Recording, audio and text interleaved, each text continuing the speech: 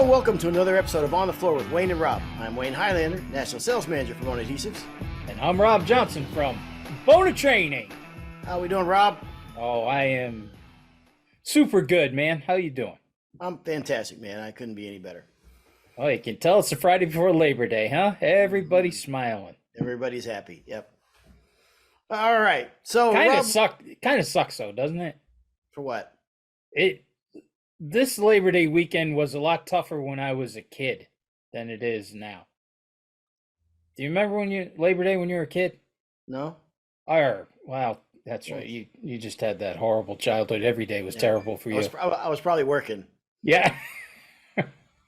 Well, this was the last weekend, and then you had to go back to school. So I always had that. That was eight less Yeah, hours I had to work. I'm going to show my age now. When I would see the Jerry Lewis telethon, I was like, well, that's it. That is the end of the summer. We're done. Yep. I got to really not like that guy just for that reason. Forgot all about that. Yeah. Rob, we got a special guest with us today, and this is going to be an interesting topic. I'd like you to maybe introduce your guest, Chris, and then what the topic's going to be today, Rob. Well, his name is Chris Frate, but if we were in Italy, it would be Chris Frate. Frate? How'd you say it? Tell me. Frate. Chris Frate. If we were in Italy, but we're in the States, so it's Chris Frate. The Freight Train. We're going to call him the Freight Train for this show. There you go. You probably never heard that one, right? That's pretty cool, man. I could definitely get into that. Well, we had mentioned on a show, Wayne, a while back, one of the things that I would like to do if I ever had to get back into the business, if Bona said, all right, we've had enough of his, it's time he's got to go, and I had to get back in. I think I'd charge for estimates. And I had mentioned it, and Chris sent me an email saying, I now charge for estimates, and it has changed my life.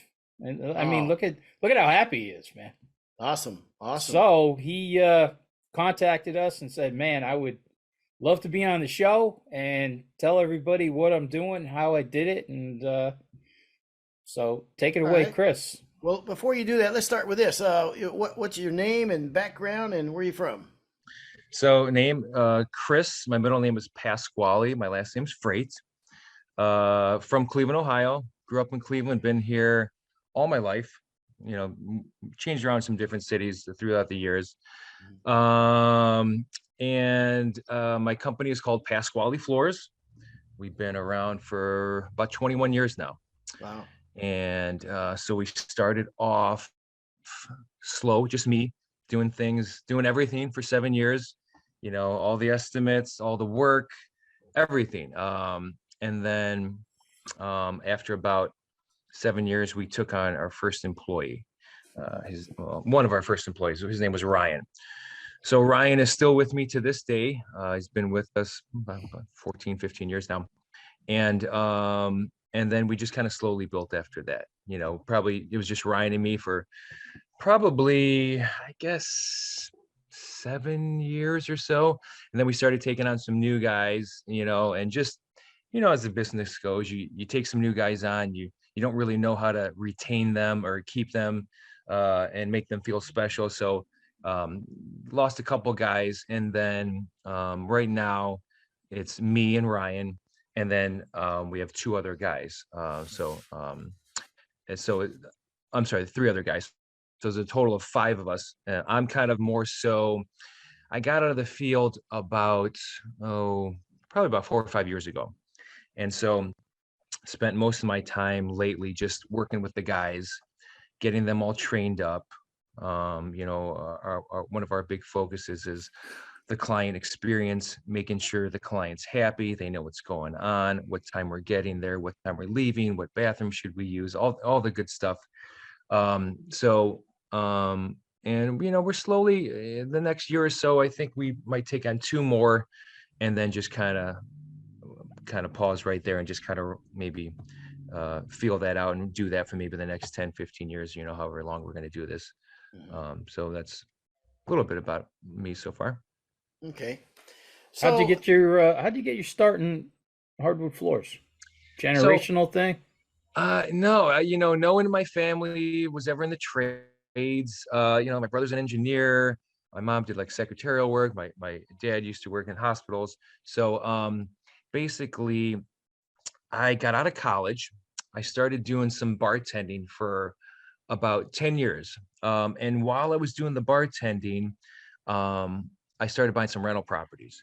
So I ended up getting like 10 different units, and I had those for about 20 years, just got rid of them all last year. But during that time, I was, buying these rentals, buying them kind of crappy, fixing them up slowly as I went. So as I was doing that, I'm ripping carpets out. I was like, oh, I got to figure out how to sand these floors. Rented some sanders, sanded the floors in my rentals. As I was doing that, you go to the bar. Hey, what's going on? What'd you do today? I'm like, oh, I bought some rental properties. I'm sanding the floors today. And then, one client or one potential client, or actually, just a patron at the bar was like, do you want to sand my floors? And I never really thought of that. I was like, well, all right, sure, I could do that. I mean, I did this other rental property, it came out good enough in my eyes, probably had chatter, waves, and drum marks all over it. But they didn't know any better. I didn't know any better. So I slowly over the next like 5 years just started taking on a lot of work and started making business cards. I went online and was on the old Floor Masters. I don't know if you remember Bill Price's old site, Floor Oh yeah. Masters. very Yep. much. So, Yep. a lot of the guys who are still in the industry today, Toby Merrill, David Merrill, Jim Clary, all these guys, they're still doing the floors today. But I learned, I want to say almost everything from Floor Masters, asking questions, just asking every possible question you could. So I learned slowly through just talking to other people that have been doing it a lot longer than me, which at that time was, about 6 months. All right. So it just kind of slowly talk to people and just that's kind of how I got my way. And then I would say after about 4 years or so, I got to the point where I was getting full-time work and I could take this on my own. I was looking a way to get out of bartending. I actually did that for 10 years after I graduated. And, it was a great bar. I made some cash and was able to save some money. So starting the business wasn't too hard. I had some capital. I had a little bit of experience. Okay. I knew. Hold that Yeah. thought. Yeah, Okay, I got questions, and I'll forget if I don't get to them. absolutely. One of them See, is this. Wayne hasn't mastered the art of interrupting people like I have. He's working No, on no, it. yeah. See, I was very polite about it. A couple Yeah, things. but I could tell you were getting a little jumpy in the seat there, though. Yeah, I when, could when see I you don't, when hopping I, around. if a minute and a half goes by and I'm not talking, I get nervous. So, first thing I really want to compliment Rob. I mean, wow, let me write that question. How'd you get in the industry? That's a good question, Rob. Hey, I'm gonna write that one down. I've never had that before. Just a nugget. I didn't even ask him the question. I was really kind of wondering how he got into it. Why? I always wonder why people get into this, or Dude. not why, how. Mhm. I knew how you did it. It was an FBI thing, and Mm. you had to do something with your Yeah. different name and everything. Next question is, okay, why is a spritzer not a manly drink? Well, I just want to order a vodka with grapefruit, what is it, cranberry juice, and everybody Yeah. at Bona makes fun of me. I'm Well, looking for more of a That's manly not a drink. spritzer. Yeah, it That's is. not. spritzer is usually Spritzer's got wine some with some. 7-Up or soda in my That's a world. spritzer. Yes, that's Wait, a spritzer. that's not a Yeah. spritzer. Now maybe That's a people s- were just making your drinks pink on purpose. Is that possible? That's There a you go. possibility. Wayne, you're drinking Cape Codders. It's also called a spritzer. It is not a spritzer. Listen, Cape Cod is vodka cranberry. yes, that's what I was Yes. drinking, but it's also called a spritzer. No, No, it's different not, drink. Hold on. not anywhere in the world here we is that go. called a spritzer. Hang on. No chance. Yeah, because Siri drinks so Siri, much, she's what is a gonna know. spritzer? Hang on. Stop talking now. Siri, what is a spritzer drink? a loser drink for a man. That's what she's gonna say. A spritzer is a tall, chilled drink, usually made with white wine and carbonated water. Okay, so let's move on. Even Google's wrong sometimes, I guess. I've been lied to all my life. All right, so you did your bartending. You said something about capital before you moved on. So yeah, so I was able to save enough money bartending, so I was able to buy, enough equipment that I needed for me to sand floors, which was a used Hummel that was made in 1990. We still use that. An old American spinner, edger, and we still have that. And I bought a So backpack. you're just bag gonna and a bucket. not you're just gonna Any- name drop other vendors the any whole other- show, or any are other we gonna, manu- we're gonna any other stop manu- that I forgot right where there. I was. Yeah, I'm other trying to be vendors- specific. Yeah. Any other On the manufacturers you floor need to with mention? Wayne and Rob from Bona. And then, at that point, I was just waiting for the power drive to come out, and then eventually it came out, and so I bought one. Hey, he's back on track. Okay. That's how you make a save. Uh, Hey, so, I want to interrupt you for a second. Jesus, I do Rob. want to go back to something you said. It's amazing how many people Bill Price, how many people he's touched in this industry. Now, here's yeah. a guy who kind of learned how to do his craft from going on Bill Price's Floor Master website. I mean, it's just, I don't know Yeah. if you ever had the chance to meet him, but just one of the greatest guys you'd ever meet in your life.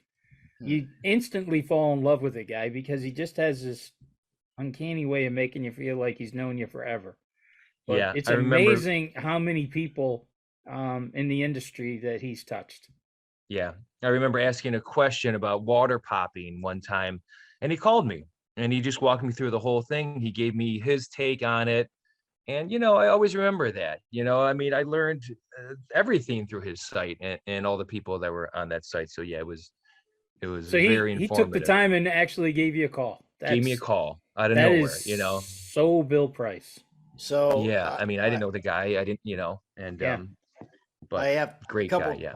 couple things about that. One is Bill Price had this uncanny ability that you thought you had a special connection with him just because. I mean, probably everybody did because he was that nice a guy. I don't know what happened to his kid, but I guess it skips the generation. Just kidding, Bill. Don't believe a word he says, Billy. No, You're sir. the man, and you know it. And if you were on Floor Masters back then, you remember a guy named Jesse. Yes, I do remember Jesse. Oh, Alfred, great advice. A lot of time, and I just fell right off the map. Never heard from him since. God, there was so many of those guys on there that just, some of them gave crazy advice. Other guys were super helpful. Mhm. And some people were just off the wall. I mean, just nuts. But Yeah, yeah, a lot of Okay. information there though. Well, that's Right. why they had to ban Wayne. yeah. I was under a different name at the It time. just got too, yeah.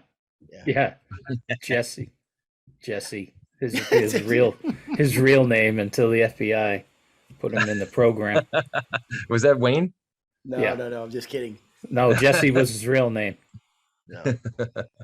All right. So now you're heading the direction of doing hardwood floors full time. So I was kind of doing a little bit half and half. I was bartending, and then I was doing floors. I was, bartending at night, doing floors during the day. I was in my late 20s. I didn't care. I was working 80, 90 hours a week. I just wanted to make money. So yeah, so I was basically doing that, doing the floors, learning slowly. And then it just became, after maybe a handful of years, might have been 3-4 years when I was doing both, I finally got to a point where I had a pretty decent full schedule sanding floors. So quit the bar and then just put, all my focus onto the floors and started making business cards. Didn't really do any marketing. I just didn't know what I was doing at that point. It was just, I was like, oh, I could stop bartending and do this. Let's do it. So, yeah, so then slowly did that. And basically that's how I got my start. And then after about 6-7 years, started working with employees, hiring Okay. people. Okay. Yeah. And you're doing free estimates, as a lot of people do. Yeah, I was doing free estimates until probably 3.5 years ago. I mean, doing a lot of free estimates. In the beginning, I was just happy that someone had my phone number and they were going to call me and I had potentially a way to make money other than bartending. So, I just, it was very wide-eyed and super optimistic then. So, but yeah, free estimates, tons and tons of free estimates. Yeah. Hmm. And I think the turning point for me, if you want me to kind of go down this road, um, was one day, a few years ago, I went to my basement. And you know how I don't know if you guys, did you do your estimates on your old notebooks, and you just write notebooks and, and turn the page, and then after a while you have, these stack of notebooks, Yeah. that you keep. I don't know why you always kept mine. So I don't know, it was about 4 years ago. I went downstairs and I was like, oh, let me, you know, turn the page back a little bit and, start just looking at some of these estimates I wrote up. And I'm flipping through these, and I'm realizing I didn't work for 90% of these people, but Mm. what I did do is I went to their house, I talked to them, I hung out, I thought I made a connection. Um, and then I came home, and then I'm working at their numbers. And on Saturday mornings, I'm doing all that and spending time. And, when it came down to it, I did the math, and it was basically each person that I talked to that did not hire me took 2 hours of my time, 2 hours of my time away from my family, 2 hours away from my time to make money, 2 hours away from my time to market my company. Mhm. Um, and so as I'm going through, I was like, wow. I'm like, and I used to write estimates mostly Saturday and Sundays. I'd wake up Yeah. early, 5:36, and just bust them out until like noon or 1, and send them off. And then, just hang out on, I guess, what you call Hope Island. And, oh, maybe they're going to call me back. Maybe they're not. And so after looking at that, I realized, gosh, I mean, I'm wasting so much time. I'm just wasting so much time. So I figured there had to be a better way, so that's when I started kind of researching the idea of maximizing my time, um, getting my time accounted for, and the idea of, potentially charging for estimates and see where that would take me, you know. That's a very interesting, very, and when you, like you said, Chris, when you stop and break it down of all through the years of all the time you spend on these estimates, and when not everybody gets 100% of their jobs, far from it, and that's a ton of time. And Yeah. I honestly, I've always just felt like it came with the territory, came with the job, and that I never thought of it any other way. So when someone tells me that you can charge for estimate, that really piques my interest. And so, how's it Yeah. been? How's the feedback been from when you switched to this? So the feedback, in my mind, I was like, no one's going to want to do this. Everyone's going to think I'm crazy. As soon as I say, hey, we charge for our estimates, they're going to hang up on me. And it was actually the exact opposite. What happened was, almost everyone that I say, and I could kind of let you know how we go about the process. But when we do come down to that, and I'm letting them know, hey, we're going to, we charge for our estimate, I would say between 70 to 80% of the people say, of course, no, I understand. You have to charge for your time. Your time's valuable. Wow. But that also, I think that happens more so when you've been around for a while. Like, you guys had companies for 20, 30 years or whatever. So when your brand is built up, we have like 106 all 5-star reviews. So people know about us. We've done their friends floors. We're on Facebook and Instagram. Our yard signs have been up all over the city for 20 years. So, they realize, we probably know what we're doing. And so when I would tell them that, they're like, oh yeah, absolutely, no problem. And still to this day, when I'm like, yeah, we charge for estimates. I mean, I'd say 9 times out of 10, no problem. Like, there's never any pushback. You think there'd be like 80 to 90% pushback. There's not, but um, it has to. It goes before that though, because there's a lot involved before you're charging for estimates. And what's involved before that is when they call for an estimate, one, I answer my phone. When my phone rings, I answer it every time. If it's a client that, I don't want to deal with, if we're having a problem, I don't care. I answer it every time. People appreciate that. I'm very accessible, and we communicate to the point where I always tell my guys, over communicate with the client. You cannot over communicate with the client. They want to know what's going on. So when they call, it's a very thorough process. I am asking them a lot of questions. The whole pre-qualification process is very important. When people used to call, hey, I'm Pasquale Flores, how can I help? Yeah, we got a floor, a couple hundred square feet. We want to get in the next few weeks. Can you come take a look at it? Boop, yeah, we'll be right out. Hang up, right out, drive right out to the house. I don't know anything. They don't know my pricing. I don't know if they need it done tomorrow. So now, the first couple of things that we talk about is schedule. Here's when I can get in. Does that work with you? Okay, great. The next thing we do is we talk about pricing. So what happens, but before that, we have our website set up so clients can go right to the website. We're very clear about a pricing. There's nothing secretive about it. So you go to the pricing, you say, we start off at X amount of dollars a square foot.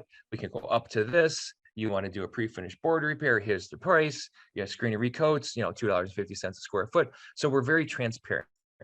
But on top of that, the website has to be set up to be conducive of this process. And it took us a while to set that up.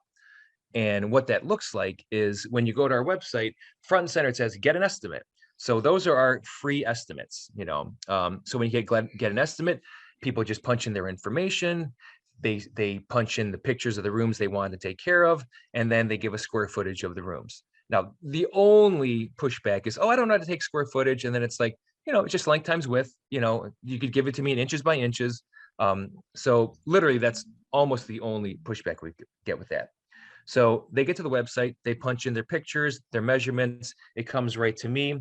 I get an email alert, I look at it, I try to get taken care of right away within 24 hours. If I'm not going to be 24 hours, they get an email or text message back. Thank you for sending the web form. We received it. We're going to be working on it the next couple of days. Again, over communicate. And then at that point, so we are, I'm working on the numbers and I'm figuring out what they got. I got some pricing. Now at that point, I'll either call them, and kind of go through the whole process, and give them the numbers and, and figure out how that works. But sometimes I'll just email the numbers to them too. So they have the numbers and they have them and they're good to go. And, so do you not always go out to the job site then? Is this enough that you could do this all over the phone? And it's a two-part process. So the first process, they call me, I send them to the website, they go to the website, I get every information I need, and then I either email them a number or I call them with the number. At that point, what I say is, we just want to make sure that we're in the ballpark, because some people have $1,000 for a $10,000 thing. And if I find that out over the phone within 5 minutes of asking them questions, that's a win. I didn't lose a client. Yeah. What I did is I saved my time of, not having to deal with this client who couldn't afford us or didn't know how much, the pricing was. I'm sorry, I lost my train of thought. But how often do you go out to the job site? Okay. So they call, I give them a price, we talk about it. If it fits a lot of times they're like, okay, that fits our budget. That's what we want to do. So the next step is, I said, so for us, the next step is to do an on-site consultation where we come by, we make sure we didn't miss anything from your pictures and measurements. It's always about them. I'm making it about the client. It's not about me. We want to make sure we serve you best. So our next step is to come out. We'll take our own measurements, make sure we didn't miss anything. We'll check the subfloor. We're going to look at the wood floors. We'll take some moisture reading just to make sure everything's good. At that point, that's our on-site consultation. For that, we charge $175. And if you go with us, that gets credited back to the project. And, 9 times out of 10, that sounds great. When can you come out? So then we go out, we get the consultation fee. It gets credited to the client. And so now when I'm working up the estimate, my time's accounted for. My time's accounted for driving to and from the house. And when I'm writing up the estimate, my time's accounted for. So here's what I love about this, and you've added value. When you get there, you're making it about them. You're making it an experience for them. They feel special and whatever. You're doing like you said, you put it's all for them. It's a very personal touch that you're doing. I think it's brilliant. I think it's such a good idea. And And I always go back to, and I've said it before on this episode, that the time that I was going to buy a truck, and the guy just assumed that I was looking for a cheap truck. You know, a lot of times people will, especially nowadays when service is so bad. I mean, we're so hungry. I'm still waiting for a guy to do my front porch. I can't find anybody. We're so desperate to find tradesmen that we believe in that what's $175 on the scheme of things is nothing. Yeah. You've totally convinced me and changed my mind on this whole thing. And Rob and I always talk about, you know, how do guys make more money? How can they do the job faster? How can they, help their business or whatever? And you've got me very much intrigued by this, Chris. I have to tell you. And I honestly, when Rob brought it to me, as so many of his things, you go right to the trash can. You got to realize how many things are just not good. Yeah. It's funny. Every time I say, hey, Wayne, how about we do a show on XYZ? And he goes, I think we've done that before. And then he'll counter with the actual show that we're going to do that we've done a dozen times. But Yeah. Wayne can put a different spin on it. Yeah. And sometimes, Chris, I tell him, oh, you know what? That's a great idea. We'll do it then this week. And when we start the episode, and I just do something else. And then I don't tell He him. gets all excited. I don't send him any of my notes, so he's completely lost, and it makes me look good. I can't wait to get involved with this now at the classes at schools. This is going to be amazing. I'm just gonna start giving people your info on how to do this. Yeah. This is amazing. It's a total what a game great idea. I changer. mean, the whole pre-qualification thing is perfect. Yeah. It's like, I remember one time I did an estimate for a lady and I thought she was going to start crying, and finally I'm giving it to her and well, boy, that didn't sound right. I was giving her the paperwork and I thought she was going to start crying and finally I'm like, is everything okay? And she's like, I thought it was going to be like when I get my carpets done, like $100 a room. yeah. And I never looked at it just the way you were looking at it. That's 2 hours I spent away from my family, or I loved what you said. That's 2 hours I could have spent on marketing my business. Right. That is, I mean, you waste your time 4 or 5 times a week, man. That's a lot of time. Yeah. And and since we've been doing that too, I've had so much free time. Like, I know it sounds crazy, but I mean, I haven't missed one of my kids' dance classes. I haven't missed a swimming class. I see them when they come home from school. Like I'm just there more because I'm not, I used to be so proud of myself. I'm like, honey, I did 6 estimates today.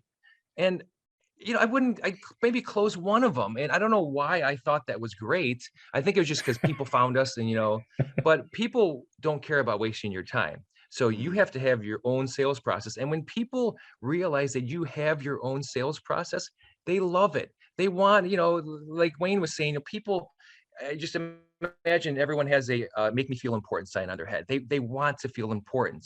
They want to know what's going on. So you don't need to stroke him. You don't need to stroke him at all. He does fine on his own. He told me before we got on mic that every time I mentioned his Florida Year Award, he was going to give me $20. Oh, there we go. You had to. Hang on, wait. Rob. Yeah, I hear. Is it there? Yeah, there it is. Thank you. That's beautiful. Okay, so Chris, I was thinking of the times as you were talking, like on a Friday that I had to stop after work and get a bid to somebody, and by the time I get home. And now it's 6:30, 7 o'clock at night. Now on a Friday night, well, the night shot from my wife and I going out and doing something, and all the time. And also, if you're bold enough to do this, it also shows a perceived value that you're what I mean. A businessman would do that. A reputable company would do that. You know what I mean. So you already, I think, put yourself on another level in a lot of people's eyes by doing that.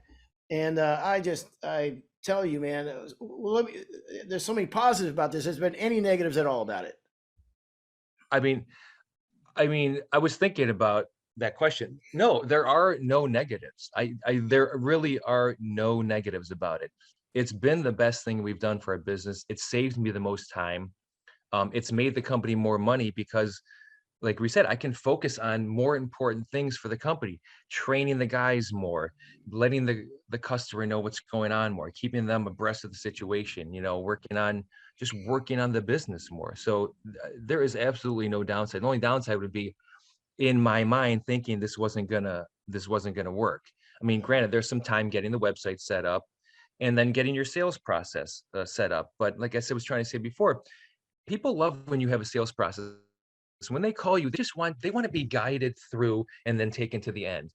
Because if you don't have a sales process, you're going to follow their sales process, and their sales process is just get over here, measure it up, and I got 5 more guys coming, and then we'll figure out if you're going to qualify to even get second look, or so it's just Wow. it's been Has the it best thing we've done. did it cut out a lot of price haggling? Can you drop 500, or did it weed out those people too? Yeah, so the tire kickers for sure, you get rid of them immediately because, they'll send me a form, half the time, if they send me a form, 2 bedroom sand and finish, I mean, within a minute or two, I can get them numbers. So that's not a big deal. And so if, I get them numbers, I don't hear back from them, I call them and they're like, oh, let me talk to my wife.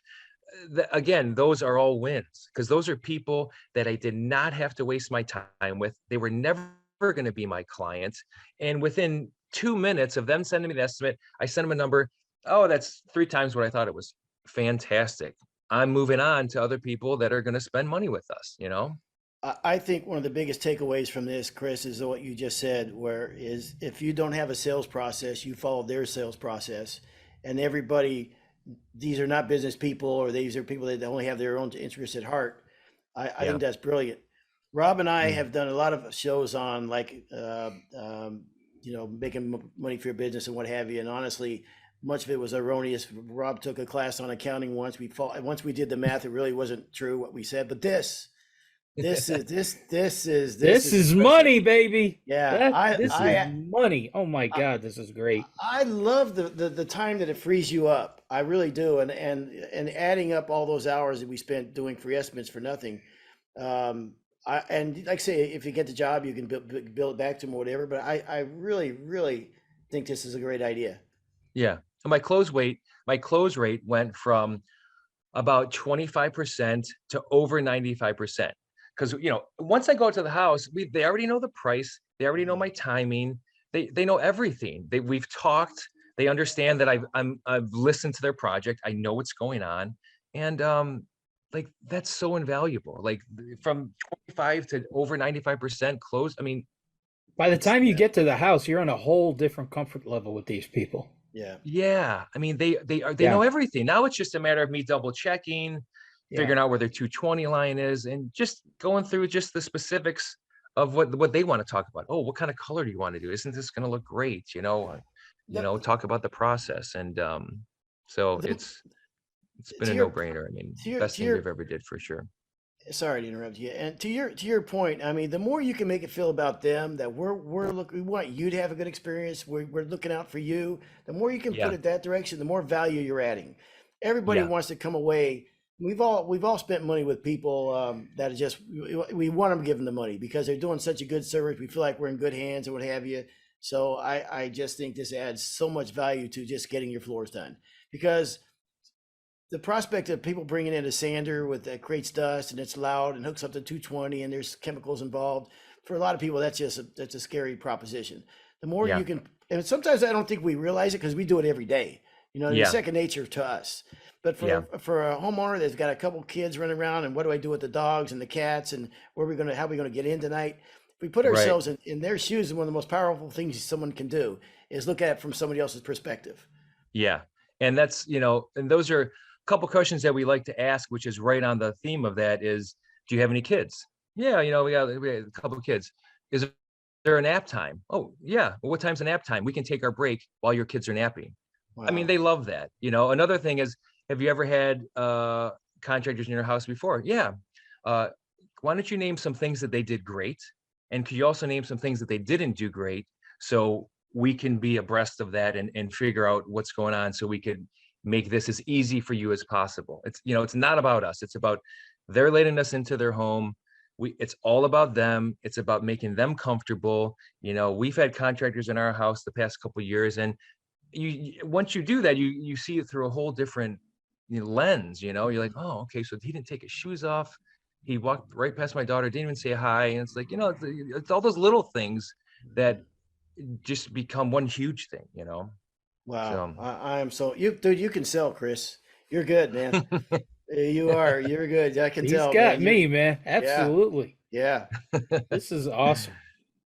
yeah, it's You a know, great we process. I think more people should do it. yeah, definitely. We like to ask people on the show what was the best advice that they ever got, but I'm not going to ask you that because I think you're going to have a lot of people that are going to say, yeah, the advice that I got from Chris Freight, this is amazing. This is, I can't believe your close rate is now 95%, and you're saying you got more time. That's awesome. The only regret is we should have done this, 15 years ago. It's the only regret. And it's interesting, the eye opener for you when you went down to the basement and you started going back, because I had those books too. Go back, that jogs a memory. Oh yeah, that's right. This 1,200 square foot job, we never got that. You know what I mean? Yeah, so I thought for sure I was going to get that one. Yes. And you started. Oh my God, how many times have you said that? Yeah, thought for sure I was going to get this. Yeah, one time. Right. Yeah. So it's one time for Florida year. It's no, that Rob mentioned that you're going to have you come on and a while back too, and I'm so glad you brought this to us, man, because you bring it to a lot of people. I mean, let's face it, this flamethrower that we have here that gets all over the world. I mean, it's the juggernaut on the floor. I'm gonna have people calling me from India soon. Yes, it'll happen. Your life has changed now, Chris. Right. No, honest to God, I just think this is fantastic. I know I keep saying it, but I'm really blown away by this, and it doesn't happen that often to me. I think this is a freaking great idea. Yeah, it's great. It's scary. I like that number too, 175. 170. That's a sweet spot. That's a nice number. Yeah. Yeah, that's a nice number. I figured that anything under 100, like even 75, it's not enough. It doesn't seems too cheap. But I like, 175, that's my go-to number. If they're not going to pay that, then maybe they're not going to be our client anyways. But most people, like I said, kind of know of the company, and I try to get the value out to them sooner, and let them know what we can do for them. And so I think that number becomes smaller once you listen and repeat back to them what they want, so they know you're listening. And it's it's there's you think when you don't do it, you think there's gonna be huge pushback, and when you do it, you realize there's hardly no pushback. It's mostly between your ears thinking, oh, no one's gonna do that, but everyone does it. I remember when I first started giving contracts out for my jobs, I'd have them sign a contract. When I was very young, when I was first 6 months or 8 months I was doing floors, we didn't have them sign a contract. And when I first did that, I was like, how are they going to take this? I'm going to have them sign something in writing. It looks very official. And, at first I thought, I don't know, some trepidation about it, whatever. And then you do it a time or two, you realize, oh, absolutely. You know what I mean? And it's second nature. So I can imagine for somebody that's gone for many, many years of not asking for this, and all of a sudden having to ask for that is going to be a little tough for them at first. But following your footsteps. It was for sure. In fact, I remember the first time I did it. It wasn't too long ago. It was a few years ago. And I remember I was in my dining room, and I'm talking to this lady, and she's like, "Oh, we want you to just come out. Why can't you just come out?" And I was like, "Yeah, I can definitely come out." And I didn't have my sales process down. I didn't have my little spiel down, and so I was super nervous. So I was like, and I was telling her, "Yeah, we charge for estimates, and it's $175, if that's okay with you." And she just saw right through it. She's like, "I'm not paying that." She ripped me ripped right through it. But after a while, when it's become second nature, and it's just what you say, it's just your standard sales process. People love that. And when you say it like you've said it 1,000 times with confidence, because it's the best thing for them and for the process, it's a no-brainer. Like there's no pushback, very, very, very little pushback. Okay, then I'm going to ask you this then. Well, Chris, I already got two more estimates. I was going to get three estimates, and the other two guys didn't charge me for an estimate. Right. So why do you think they didn't charge you for an estimate? I don't know. I just thought that was like the given practice, you know. Mm. Well, we're very busy, and we do like to account for our time. And I feel when we account for our time, we will make it the best for you too. We'll come prepared, and we want to hear about your project, and we want to make this all about you, and we will make it all about you. So if you feel that's too much, I understand. It is what it is, but we'd love to help you, and if you want us to help you, that's the fee we're charging. And I, I, by all Yeah. means, if you go with us, remember that gets credited back to your project. Are you guys role playing, or Wayne? Do you really have a job no, that I'm you want sorry. him to come look I at? do a lot. I do a lot of role playing. No, I think that's good, and also the fact that listen. I mean, it's not just about the floor. It's about your house and how you live in the house, and and how you use the house, and to find these things out. It's a process, and it's all we take all that into account. I love this, man. And how's business in Cleveland? Business in Cleveland's great. We got a lot of good companies out here that we're all friends with. We talk all the time. We have a group, like a mass text message with probably, I don't know, 6 or 7 guys out here that are doing a lot of work. Anytime we need finish, we always help each other out, always letting other people borrow equipment. We're standard, we're about 2 months out, and that's pretty standard for us right now. We're Have about you 7 found a weeks. lot of guys are now copying your charge a free estimate? No, not really. I think Wow. it's really, no, maybe after this, maybe more people will. I just don't think people, because I always wanted to do it, but I didn't know how. So I had to kind of find the process on how to do it. And this isn't 100% my process. I went online, I read some things. Contractor Sales Academy was a great paid sales program that I was in that kind of helped me put this all together. And but I think they should, I really think they should. It's I know some of my friends in the business, they have kids and stuff, and I know they're working all the time, and I know they'd be able to see their kids more if they Yeah. did this. Bottom line, you'd be able to spend more time with your family if you did this. And that's one of the reasons I did it. I got a couple little girls you might see on the wall here. I can see And it now. Wayne's moving to Cleveland. He's going to charge $150 for his Yeah, estimate. I'm going to undercut you. No, I actually think that's pretty cool that you contractors will network with each other and help each other out. There was a time in this industry, and probably still is in some respects, that guys won't do that, and I think there's a lot of work out there now. It's almost like a fraternity, man. There's a lot of work out there, and not that many guys doing it anymore. So Yeah. and to help each other out and network, I think is really important. So good deal. Yeah, and we're in a like historic area where we live. We have like Shaker Heights and Cleveland Heights, which are two pretty well-known areas. All historic homes built, right around 1900. Hardwood floors, first, second, and third floor. Heart pine on the third. All oak throughout. Sometimes they even have hardwood floors in the basement. So there's enough work for all of us out here. That's for sure. And it's great. We share labor sometimes. It's good to have friends out here that we can count on if we need them. Well, a shortage of labor in a lot of places, and it's hard to find floor guys and what have you. So, and I mean, because of COVID, things have changed, and people are used Yeah. to that. So, might be the perfect time to do it. So, Chris, Yeah. I really appreciate you coming on, man. I hope a lot of people get some good value out of this, and give you too. some food for thought. And something too, Chris, you could have kept this to yourself. You know what I mean? Yeah. You didn't have to, and it's very honorable and admirable for you to do this and come out and share your process with your people in your region and across the country and everything. So I really commend you for that, and I like your style, man. It's pretty cool you did that. Absolutely. So many people have shared so much stuff with me over the years.